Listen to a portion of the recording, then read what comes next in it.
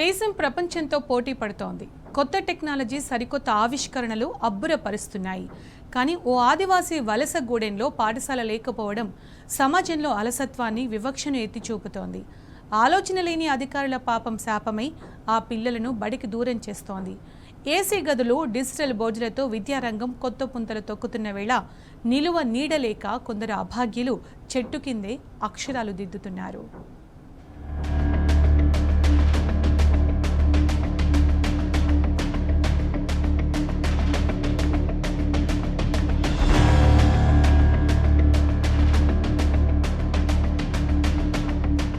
ఖమ్మం జిల్లా ఏన్కూరు మండలంలోని మారుమూల గొత్తిగోయ గిరిజన గ్రామాల చిన్నారుల పరిస్థితి ఇది. దేశం డిజిటల్ విద్య వైపు పరుగులు తీస్తుంటే ఈ గిరిజన బాలలు మాత్రం ఇప్పటికీ చెట్ల కింద కూర్చొని అక్షరాలు నేర్చుకోవలసిన దుస్థితి ఏర్పడింది.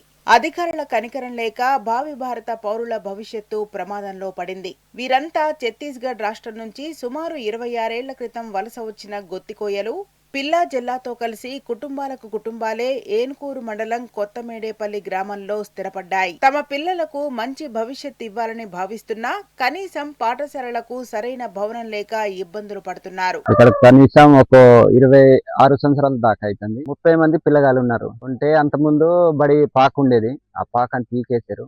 మన ఇప్పుడు గవర్నమెంట్ తరఫున కంటిన్యూ బడి అని వస్తుంది. ఆ బడి కూడా ఫారెస్ట్ వాళ్ళు ఆగిపోయింది.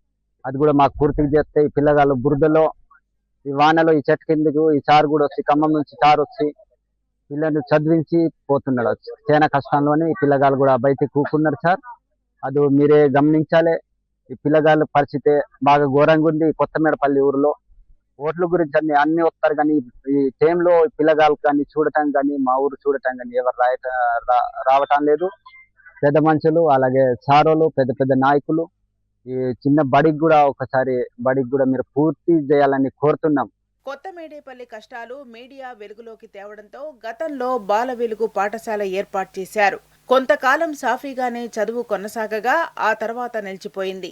కొంతకాలం తర్వాత విద్యాశాఖ అధికారులు వాలంటీర్ ద్వారా పిల్లలకు విద్య అందించారు. పిల్లలు గాడిలో పడ్డారు. విద్య పట్ల ఆసక్తి పెరుగుతుంది.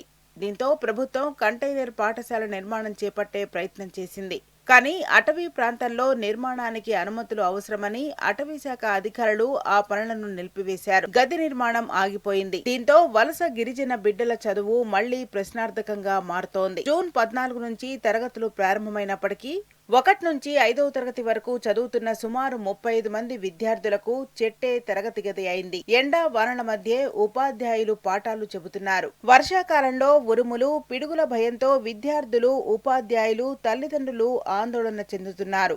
మా పిల్లలు మాలాంటి కష్టాలు పడకూడదని చదివించాలనుకుంటున్నాం, కానీ బడికే గూడు లేకపోతే ఎలా అంటూ తల్లిదండ్రులు ఆవేదన వ్యక్తం చేస్తున్నారు. ఈ ఊరు పడినప్పుడు కొత్తమేడపల్లి ఊరు పడి 27 సంవత్సరాలు దాటి ఇక 35 పిల్లగాళ్ళు అంత ముందు చదివి చెప్పి పాకనే తీసేసి ఎన్ఆర్ స్కూల్ ఇస్తామని చెప్పి పైన అధికారులు చెప్తే ఇచ్చిన తర్వాత మళ్ళీ ఫారెస్ట్ వాళ్ళ మధ్యలో ఆపి అసలు బండి పెడుతున్నారు. మా సార్ని ఇచ్చి ఇక పిల్లగాళ్ళు కూర్చోబెట్టి చెట్టు కింద కూర్చోబెట్టి చదువు చెప్తున్నారు. కాబట్టి 2 రోజుల 3 రోజుల ఈ వాన పడితే ఇక బంద్ అయ్యి తెచ్చే బండి పెడుతున్నారు సార్. ఇక తర్వాత మాకు ఆధార్ కార్డు, చిన్న చిన్న పిల్లగాళ్ళకి ఆధార్ కార్డు లేదు. మాకు ఆధార్ కార్డు ఉంది, రేషన్ కార్డు ఉంది, మాకు ఓటర్ ఐడి కార్డు ఉంది.